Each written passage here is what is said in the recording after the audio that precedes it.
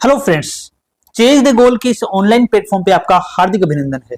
आज हम आपके सामने लेकर आए हैं जो हमारी राजस्थान पुलिस भर्ती 2023 की वैकेंसी थी। उस वैकेंसी का लगभग सभी जिलों का रिजल्ट जो है वो जारी हो चुका है।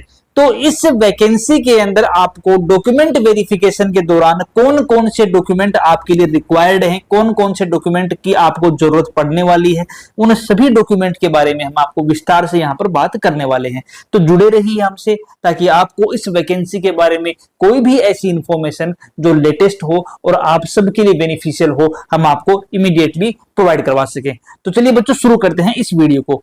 तो जो राजस्थान कांस्टेबल भर्ती थी हमारी 2023 के अंदर जो नोटिफिकेशन इसका आया था, यह भर्ती जो थी, यह भर्ती टोटल 4 चरणों के अंदर भर्ती थी। 4 चरण कौन कौन से थे? 4 चरण जो थे, सबसे पहले इसके अंदर क्या किया गया था? सबसे पहले इन्होंने इसके अंदर फिजिकल टेस्ट लिया था और फिजिकल टेस्ट के साथ में ही मापतोल परीक्षा जो थी वो हुई थी। ठीक है, तो उस फिजिकल टेस्ट और मापतोल परीक्षा के अंदर जो सिलेक्टेड कैंडिडेट थे, वो कैंडिडेट के द्वारा आपका कंप्यूटर बेस्ड टेस्ट जो था वो उनके द्वारा लिया गया था। यह जो कंप्यूटर बेस्ड टेस्ट था, यह कंप्यूटर बेस्ड टेस्ट कांस्टेबल, सामान्य जो आपके सामान्य कांस्टेबल थे, इंटेलिजेंस या पुलिस दूर संचार थे, उनके लिए लागू था ये। इसके अलावा कांस्टेबल चालक, घुड़सवार और श्वान दल थे, उनके लिए लागू था। लेकिन कांस्टेबल बैंड जो थे उसके अंदर ये आपका कंप्यूटर बेस्ड टेस्ट लागू नहीं था। ठीक है, अभी जो स्टेप बचे हैं वो कौन से बचे हैं? आपका प्रोफिशिएंसी टेस्ट बचा हुआ है, दक्षता परीक्षा, और यह दक्षता परीक्षा जो है केवल कांस्टेबल चालक, घुड़सवार और श्वान दल के लिए और साथ में कांस्टेबल बैंड के लिए लागू है। यह परीक्षा आपके इंटेलिजेंस, पुलिस दूरसंचार और कांस्टेबल सामान्य के लिए लागू नहीं है। तो जिन्होंने कांस्टेबल सामान्य, इंटेलिजेंस और पुलिस दूरसंचार के तहत अप्लाई किया था, उन लोगों के लिए बस एक और इंपॉर्टेंट चीज बची है। वो क्या बची है? अगर उनके पास कोई विशेष योग्यता का सर्टिफिकेट है तो उस विशेष योग्यता के सर्टिफिकेट के बेसिस पे उनको नंबर और ऐड कर दिए जाएंगे और जो फाइनल मेरिट बनेगी वो फाइनल मेरिट उन नंबरों को ऐड करने के बाद में बनाई जाएगी। जबकि आपके जो कांस्टेबल चालक, घुड़सवार और श्वान दल हैं और आपके जो कांस्टेबल बैंड हैं, उनके ऊपर ये विशेष योग्यता सर्टिफिकेट जो है वो लागू नहीं होता है। तो कौन कौन से डॉक्यूमेंट हमारे पास होने जरूरी हैं? जब हम डॉक्यूमेंट वेरिफिकेशन में जाएंगे तो उनके बारे में कुछ हम यहां पर बात कर लेते हैं। देखो, सबसे पहली बात क्या है? सबसे इंपॉर्टेंट चीज जो आती है वो तो यह आती है कि आपके द्वारा जो फॉर्म अप्लाई किया गया था, उस अप्लाई किए जाने के दौरान क्या क्या इंफॉर्मेशन आपने विभाग को दी है, वो सबसे महत्वपूर्ण होता है।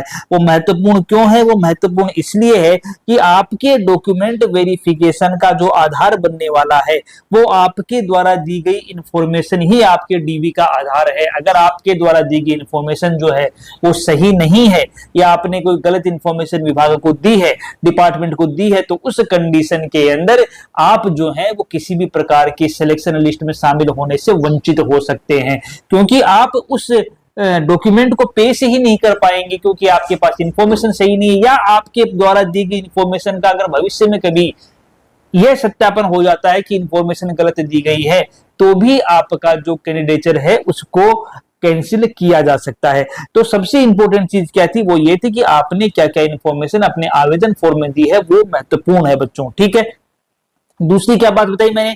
दूसरी भी बात बताई कि जो विशेष सर्टिफिकेट मांगा गया है, जो आपके सामान्य कांस्टेबल हैं, जो आपका पुलिस दूरसंचार है और जो इंटेलिजेंस पद हैं, इनके लिए ही क्या मांगा गया था? इनके लिए ही आपका विशेष योग्यता के लिए आपको एक्स्ट्रा नंबर जो थे वो दिए जा रहे थे। एक्स्ट्रा नंबर कितने दिए जा रहे हैं? एक्स्ट्रा नंबर 20 नंबर दिए जा रहे हैं। और ये 20 नंबर किन किन कैंडिडेट को मिल सकते हैं? इसके लिए टोटल 3 कैटेगरियां जो है वो डिसाइड की गई है। पहली कौन सी है? एनसीसी है। दूसरी कौन सी है? होमगार्ड है। और तीसरी कौन सी है? तीसरी है पुलिस से संबंधित विषयों में डिप्लोमा या कोई भी उपाधि प्राप्त अभ्यर्थी है वो। तो ये 3 कैटेगरियां हैं जिनके अंदर अधिकतम 20 मार्क्स जो हैं वो क्या किए गए हैं? डिसाइड किए गए हैं। ठीक है, कैसे किए गए हैं? अगर कोई एनसीसी कैडेट है जिसके पास सी ग्रेड का प्रमाण पत्र है, सी ग्रेड का सर्टिफिकेट है, तो उसे 10 अंक दिए जाएंगे। अगर बी का है तो 8 अंक हैं और ए का है तो उसे 6 अंक जो है वो निर्धारित किए गए हैं। इसी प्रकार से अगर किसी ने होमगार्ड के तौर पर अपनी सेवा दी है निरंतर 3 वर्षों तक, तो उस कंडीशन में उसे 10 मार्क दिए जाएंगे। अगर निरंतर 2 वर्षों तक दी है तो उसे 8 अंक दिए जाएंगे, और 1 वर्ष तक अगर उसने होमगार्ड के तौर पर अपनी सेवाएं दी हैं तो उसे मैक्सिमम 6 मार्क्स जो हैं वो दिए जाएंगे, अधिकतम 6 अंक वहां पर उसे अलॉट किए जाएंगे। और अगर कोई कैंडिडेट ऐसा है जिसके पास कोई डिप्लोमा है, जिसके पास पुलिस से संबंधित विषय जैसे एमए हो सकता है, आपका एमएससी हो सकता है, क्रिमिनोलॉजी हो सकती है, साइबर सुरक्षा हो सकती है, या इससे कोई संबंधित विषय हो सकता है, तब तो उसे 10 अंक दिए जाएंगे। अगर सिक्योरिटी मैनेजमेंट व सोशल साइंस है किसके अंदर, पुलिस प्रशासन या कानून के रूप में कम से कम एक विषय में, तो उसे 8 अंक हो सकते हैं। और अगर इनमें से कोई भी डिप्लोमा है तो उस कंडीशन में उसे 6 अंक दिए जाएंगे। तो ये 3 कैटेगरी आपके सामने बताई गई हैं। इन 3 कैटेगरी में से 2 कैटेगरी जो भी कैटेगरी आपने ऊपर भरी है, उन 2 कैटेगरियों के अंक जो है उनको जोड़ लिए जाएंगे। जो भी आपके अंक बनते हैं, हो सकता है 10/10 हो तो 20 हो जाएंगे, अगर हो सकता है 8+8 हो तो 16 मिल जाएंगे, और अगर 6+6 होते हैं तो आपके 12 अंक वहां से हो जाएंगे। किसमें से, 20 में से। तो 20 में से आपको वहां पर कितने अंक मिलते हैं वो भी महत्वपूर्ण है, क्योंकि ये अंक जो हैं वो आपकी फाइनल मेरिट को डिसाइड करने का काम करने वाले हैं। तो क्या बताया हमने यही बताया कि जो आपके कांस्टेबल है सामान्य, जो आपके पुलिस दूरसंचार हैं, और जो इंटेलिजेंस पद के अभ्यर्थी हैं, उन सभी अभ्यर्थियों को क्या करना है, उन सभी अभ्यर्थियों को विशेष योग्यता सर्टिफिकेट जो है वो पेश करना है, जो उन्होंने फॉर्म अप्लाई करने के दौरान वहां पर इंफॉर्मेशन दी है उसके अकॉर्डिंग, और उस विशेष योग्यता सर्टिफिकेट के बेसिस पे उनको 20 में से नंबर जो है वो प्रोवाइड करवाए जाएंगे। लिखा भी यहाँ पे कि उपरोक्त तीनों में से अभ्यर्थी के द्वारा इंगित कोई भी 2 का, यानी कि या तो पहला हो सकता है एनसीसी कैडेट, या होमगार्ड हो सकता है, या फिर होमगार्ड या पुलिस से संबंधित किसी विषय में डिप्लोमा या कोई उपाधि प्राप्त अभ्यर्थी हो सकता है। तो कोई भी 2 विषय जो हैं, उन कोई भी 2 विशेष योग्यता के अंकों की गणना जो है वो वहां पर कर ली जाएगी। ठीक है। अभ्यर्थियों द्वारा विशेष योग्यता के मूल प्रमाण पत्र एवं स्व प्रमाणित प्रतियां शारीरिक दक्षता मापतोल परीक्षा के समय चयन बोर्ड के समक्ष प्रस्तुत करने होंगे। यानी कि उन्हें क्या करना है, उनको यह विशेष योग्यता का जो ओरिजिनल सर्टिफिकेट है वो प्लस उसकी कॉपी, और वो भी सेल्फ अटेस्टेड कॉपी जो है वो उन्हें बोर्ड के सामने क्या करनी है, बोर्ड के सामने पेश करनी है बच्चों। ठीक है। अगर हम बात करें और कौन कौन से डॉक्यूमेंट चाहिए, तो जो भी डॉक्यूमेंट चाहिए उनकी ओरिजिनल कॉपी भी चाहिए, वो भी आपको लेके जानी है, और ओरिजिनल कॉपी के साथ साथ में उसकी एक फोटोकॉपी, और यह फोटोकॉपी क्या हो, यह फोटोकॉपी सेल्फ अटेस्टेड होना जरूरी है। तो यह सेल्फ अटेस्टेड कॉपी एक सिंगल कॉपी भी आपको लेके साथ में जानी है। पहला क्या बोला इन्होंने, शैक्षणिक योग्यता का प्रमाण पत्र।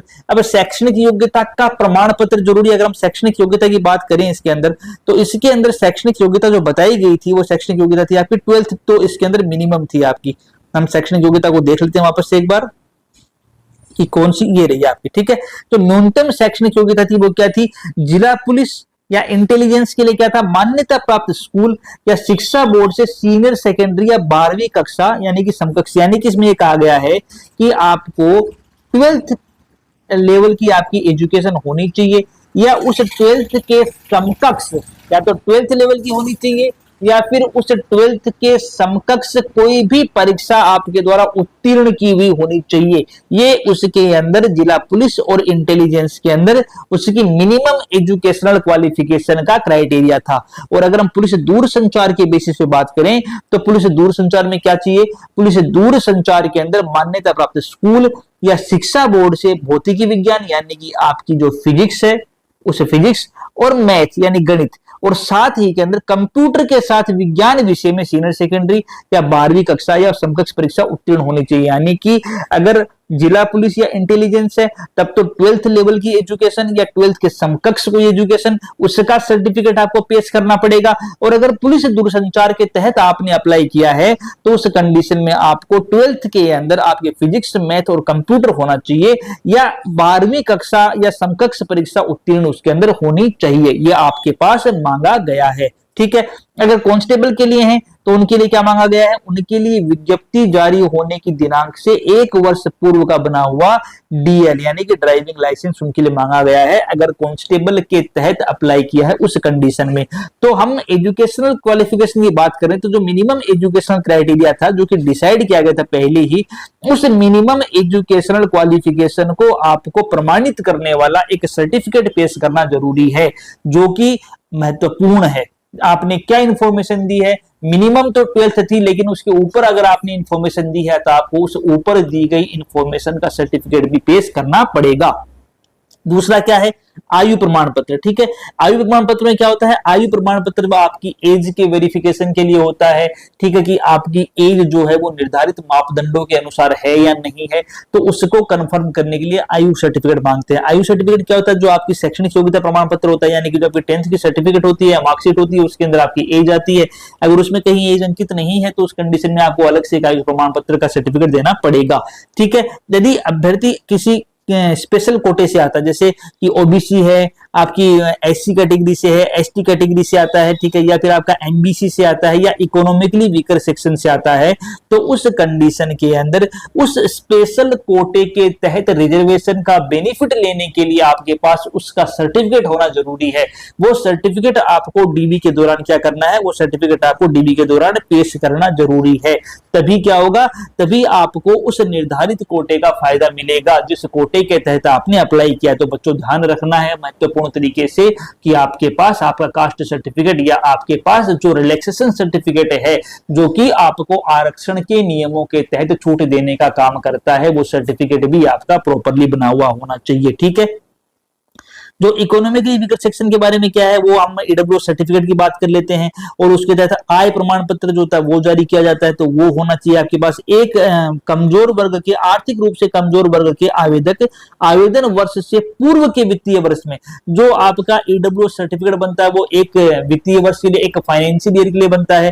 तो वह फाइनेंशियल ईयर जो है वो आपका आवेदन की जो अंतिम तिथि थी उससे 1 वर्ष पूर्व का आपके पास क्या होना चाहिए, ईडब्ल्यू सर्टिफिकेट होना चाहिए, और उस ईडब्ल्यू सर्टिफिकेट के बेसिस पे आपको ईडब्ल्यूएस का बेनिफिट मिलेगा। अगला क्या है कि आवेदक यदि राजकीय कर्मचारी है, तो आवेदक के राजकीय कर्मचारी होने पर जब उसने इस वैकेंसी के लिए अप्लाई किया था, तो उस दौरान उसे जिस भी विभाग में वह काम कर रहा है उस विभाग से एक एनओसी सर्टिफिकेट, एक नॉन ऑब्जेक्शन सर्टिफिकेट लेना होता है, एक अनापत्ति प्रमाण पत्र लेना होता है। तो उसके द्वारा जो विभाग को इंफॉर्मेशन दी जाती है कि भाई मैं फला वैकेंसी के अंदर अप्लाई कर रहा हूं, तो विभाग उसे एक नॉन ऑब्जेक्शन सर्टिफिकेट जारी करता है। तो वह नॉन ऑब्जेक्शन सर्टिफिकेट भी डीवी के दौरान जरूरी है। आवेदक यदि कर्तव्य का पालन करते हुए मारे गए मृतक पुलिस अधिकारी या कर्मचारी का आश्रित है, तो उसकी संतान होने का प्रमाण पत्र, यानी कि आवेदक जो है वो वह कैंडिडेट है जिसके जो पेरेंट्स थे या जिसके कोई मदर या फादर में से जो भी है वो पेरेंट्स के अगर कोई मृतक पुलिस अधिकारी या कर्मचारी का आश्रित है, तो उसे संतान होने का प्रमाण पत्र की फला आदमी जो है वो मेरे पेरेंट्स में शामिल था, ऐसा उसे सर्टिफिकेट पेश करना जरूरी है। अंतिम शैक्षणिक योग्यता प्राप्त करने वाली संस्था के प्रिंसिपल द्वारा जारी किया हुआ कैरेक्टर सर्टिफिकेट होना चाहिए, यानी कि यहाँ पर आपको टोटल 3 कैरेक्टर सर्टिफिकेट चाहिए। पहला कैरेक्टर सर्टिफिकेट जो चाहिए वो कौन सा चाहिए, वो चाहिए आपको जहां से आपने अपनी लास्ट एजुकेशन ली है वहां के प्रिंसिपल के द्वारा जारी किया हुआ कैरेक्टर सर्टिफिकेट। और 2 सर्टिफिकेट जो चाहिए वो कौन से, ऐसे रिस्पॉन्सिबल पर्सन के द्वारा चाहिए जो आपके रिलेटिव ना हो बल्कि क्या हो, एक रिस्पॉन्सिबल पोस्ट पर हो, उनके द्वारा आपको जारी किया गया कैरेक्टर सर्टिफिकेट जो 6 माह से अधिक पुराना ना हो, वो कैरेक्टर सर्टिफिकेट चाहिए। टोटल 3 कैरेक्टर सर्टिफिकेट चाहिए बच्चों, 1+2 यानी कि टोटल 3 कैरेक्टर सर्टिफिकेट आपको चाहिए। ठीक है, अगर कोई भूतपूर्व सैनिक है तो भूतपूर्व सैनिक होने की स्थिति में एनओसी या डिस्चार्ज प्रमाण पत्र या पेंशनर प्रमाण पत्र जो है वो चाहिए। अगर कोई टीएसपी एरिया से बिलोंग करता है या शहरिया एरिया से बिलोंग करता है तो उससे संबंधित प्रमाण पत्र देना है। और आवेदक से संबंधित सूचना के लिए, यानी कि आपसे क्या भरवाया जाएगा, जब आप चयन उपरांत आपसे एक आवेदन फॉर्म भरवाया जाएगा और उस आवेदन फॉर्म पर लगाने के लिए आपके पास क्या चाहिए, 2 कलर फोटो आपके पास होनी चाहिए। तो 2 कलर फोटो भी आपके द्वारा मंगवाई गई है डीवी के दौरान। ठीक है, अगर किसी ने डाइवोर्स कोटे के अंदर या वीडो कोटे के तहत अप्लाई किया है, तो वीडो कोटे के तहत अप्लाई करने पर उसे क्या होना, उसके पास क्या होना चाहिए, पति की मृत्यु का प्रमाण पत्र होना चाहिए पहली चीज, और पति के साथ कोई ऐसा डॉक्यूमेंट जो उसके रिलेशन को इंडिकेट करता है, रिलेशन को बताने का काम करता है, वो डॉक्यूमेंट चाहिए, ठीक है। और अगर किसी ने डाइवोर्स कोटे के तहत अप्लाई किया है, तो डाइवोर्स कोटे के तहत अप्लाई करने पर उसके पास क्या होना चाहिए, उसके पास विच्छिन्न विवाह के मामले में उसे विवाह विच्छेद का दस्तावेजी सबूत देना महत्वपूर्ण होगा। यानी कि जो भी उसका डाइवोर्स डॉक्यूमेंट है जो कि कोर्ट के द्वारा जारी किया गया है, वह डाइवोर्स डॉक्यूमेंट उसके पास होना जरूरी है। और ये डाइवोर्स डॉक्यूमेंट कब का होना जरूरी है बच्चों, ये आपके आवेदन करने की अंतिम तिथि से पहले का होना जरूरी, क्योंकि आप फायदा तभी उठा पाओगे जब आवेदन करने की अंतिम तिथि तक आप डाइवोर्स हो चुके, आपका तलाक हो चुका है, अदरवाइज बेनिफिट नहीं मिलेगा, ये ध्यान रखना है, ठीक है। और कांस्टेबल ड्राइवर हैं तो उस कंडीशन के अंदर विज्ञप्ति जारी होने की अंतिम तिथि से 1 साल पहले का उसे क्या होना चाहिए, उनके पास डीएल ड्राइविंग लाइसेंस होना जरूरी है, वैध ड्राइविंग लाइसेंस होना जरूरी है। अगर कोई एनसीसी यानी कि जो आपने बताया था अभी 20 नंबर की यहाँ पर माया है, तो उस 20 नंबर के लिए क्या है, उस 20 नंबर के लिए क्या आपके पास योग्य दस्तावेज है वो होना चाहिए। एनसीसी का हो सकता है, होमगार्ड का हो सकता है, या पुलिस से संबंधित कोई भी डिप्लोमा या उपाधि प्राप्त जो सर्टिफिकेट है वो आपको पेश करना है। और एक चीज यहाँ पर और बताई गई है कि राजकीय सेवा में नियुक्ति हेतु जो मैरिज सर्टिफिकेट है, वो मैरिज सर्टिफिकेट भी क्या है, आपके लिए महत्वपूर्ण है, ठीक है। जिनकी मैरिज हो चुकी है उनको मैरिज सर्टिफिकेट देना है, ठीक है। जिनकी मैरिज नहीं हुई उन्हें भी एक शपथ पत्र देना होता है, और एक संतान संबंधी घोषणा पत्र भी वहां पर भरवाया जाता है जो यह कहता है कि भविष्य में 2 से अधिक संतानें नहीं होनी चाहिए। ये एक महत्वपूर्ण इंफॉर्मेशन है। एक दो चीजें और हैं यहाँ पे, जैसे एक पुलिस वेरिफिकेशन होता है। पुलिस वेरिफिकेशन वैसे तो क्या होता है, विभाग का काम होता है। जैसे जिस जिले के अंदर आपका सिलेक्शन हो जाता है, तो जहां पर आपका सिलेक्शन हुआ जिस जिले से, तो विभाग जो है आपके नजदीकी थाने के अंदर क्या करता है, वहां से आपके कैरेक्टर सर्टिफिकेट के लिए फॉर्म भेजता है। फिर वो वहां से नजदीकी थाने से एक पुलिस आती है, एक अधिकारी आता है या कांस्टेबल कोई भी आता है, जो आकर के क्या करता है, आपके कैरेक्टर सर्टिफिकेट को सत्यापित करने का काम करता है, कैरेक्टर को सत्यापित करने का काम करता है।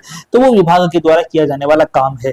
तो बच्चों ये महत्वपूर्ण डॉक्यूमेंट थे जो हमारे द्वारा आपको इस वीडियो के माध्यम से बताए गए हैं।